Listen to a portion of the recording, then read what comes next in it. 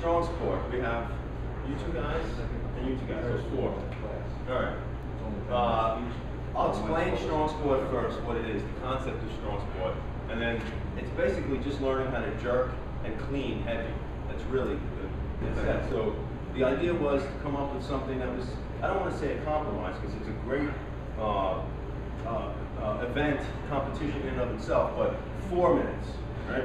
2 minutes a hand. So it's still a one switch competition, but it's 4 minutes right, 2 minutes right, 2 minutes left, or one switch in 4 minutes. So just like traditional has biathlon, right? So the StrongSport has a biathlon. In other words, 2 events that make up one score. The jerk and the clean instead of the jerk and the snatch. Okay, so if you're gonna pursue this and you're doing just jerks and you want to rank in StrongSport, you have to do the jerk and the clean, or just like traditional, long cycle stands alone. The thing about StrongSport and ranked StrongSport, for the men it starts with a red belt, so it starts at 32K. For the women it starts at 20K. That doesn't mean that we can't use any bell and work to that.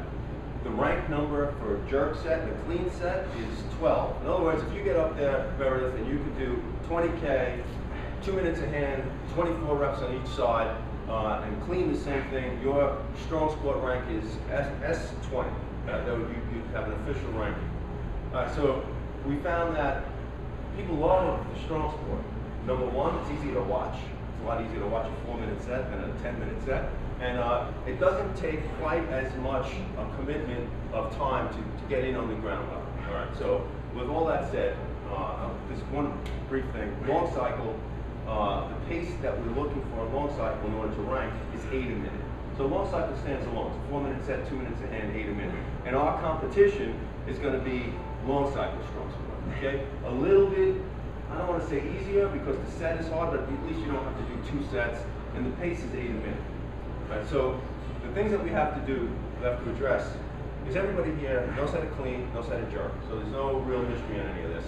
But what happens when the weight gets really heavy? Right, so it starts to make you do everything right. So we'll start with the clean, and then we'll go to the jerk, and then put it together in the long cycle. I'm just going to do a brief demo on the whole thing, and Chris, maybe you can bring me 32. All right, so I'm just going to show it initially with this. All right, so what happens is, when things get heavy, when things get tough, whatever you thought you had right suddenly shows up as not so right. All right, so something so subtle as I'm completely relaxed here. Can you tell the difference between that, right, and that? Not unless you saw both of them together. That and that. All right. Now with a yellow bell, I can stand there like that all day. It's not going to hurt. But with that big bell, if I'm pushing against it just a little bit, my forearm's going to smoke immediately. Okay. So in the yellow bell, I can get away with all sorts of mistakes.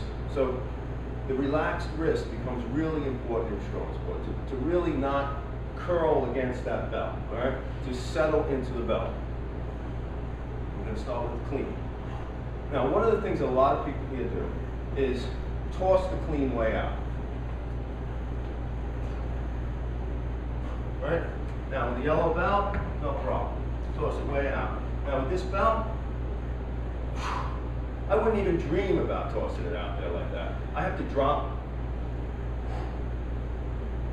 Okay? You see the difference between, I'm going to give it a try. How unhealthy that looks, all right, versus, okay? All right, the other thing in the clean that becomes really important in StrongSport is not just not tossing the way out, but using the finger lock and catching it in the right exact position in your hand. If you're clamping down on the bell when it's 16K, I can clamp down on the bell all day. When it's 32K, I have to catch it exactly in the right finger lock, which means, just like with snatching, if I catch it and I'm pinching those calluses, right, what looks like a finger lock, right, is not, because you can see the pads of the calluses are being pinched between the bell handle and my fingers. Finger lock is that. No more calluses. You can't see the calluses anymore. The bell now has gone from that to that.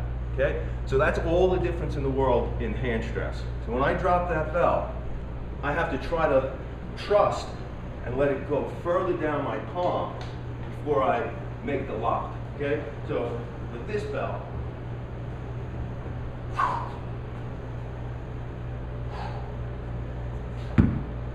it's gotta be that way. If I'm catching it in a full hand, especially if I'm doing 12 cleans a minute, I'm gonna rip a hole in my hand for sure. No two ways about it, all right? So it tightens up the clean dramatically. And when you go back to non-strong sport, you still have that technique, all right? So that's the first thing we gotta clean up is the clean. Second thing we gotta address is the jerk. Now, we're gonna get away with a lot of mistakes in a regular jerk with a lighter belt. All right, whether you have the attachment or not, the connection to the hip or not, that's every individual's on their own little course on getting this flexibility to get this, but it doesn't matter, even if you're up here. One of the things that has to happen is the arm has to completely relax into the body.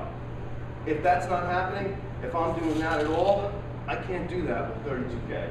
I'm gonna get completely burnt out just by holding the bell up. I gotta let the bell sink. And when I jerk, I can't jump the gun with my elbow. Now I'm gonna show you two reps, one where I jump the gun, one where I don't. Okay? I'm gonna do the correct. You see the connection here doesn't change until my hip pops. Okay? Versus, you see the difference in those two things? So I'm lifting the bell at the same time, instead of leaving it down there. All right, so I don't dip, separate slightly, come up. In strong sport, that's not going to work. So that's one of the things that we have to correct. Right? So otherwise, everything is exactly the same as your regular jerks and whatever else you do in your long sets, except there's no room for error. There's no room to cheat that. There's no room to catch it wrong in the finger lock. The other thing, and lastly, before we get started, we'll just talk about lockout. Okay, so the light bell, if you don't have a really good lockout, doesn't really, hurt you too much. And I remember at the very beginning of this, watching, we always used to talk about Eric St. Ange and other people, how they look so relaxed. It's because when the bell is up top and down here, they can relax. So the key, to surviving a strong sport set is to be able to rest up top and down here. So when I say rest up top, okay, obviously here you can see the amount of rest I'm getting. I can stand here and have a conversation. What most people don't expect, I can do the same thing up here. So there it is. My shoulder is seated. It's not up near my ear, right? This isn't going to work at all. You got to let it seat. You have to set the scapula. My wrist is relaxed. The bell is on the hip of the palm. And I can pretty much hold it up here for quite some time. This is rest for me, okay? And that's what we have to develop. We got to get the smaller stabilizer muscles so conditioned that this becomes rest. Okay, fine. Yeah. All right, so what we'll do is, there's four of us. We'll break down and we'll start with cleans. And I guess pick a relatively heavy bell. Doesn't have to be the strong sport number, but what you feel is kind of challenging to get 12. Right? So that's more or less what you when you're picking your strong sport bell, whether it's green, yellow, purple, red, whatever it is. And let's work on that clean and work on dropping it close and catching it in the finger lock. Anybody have any questions? No? Okay, let's get started.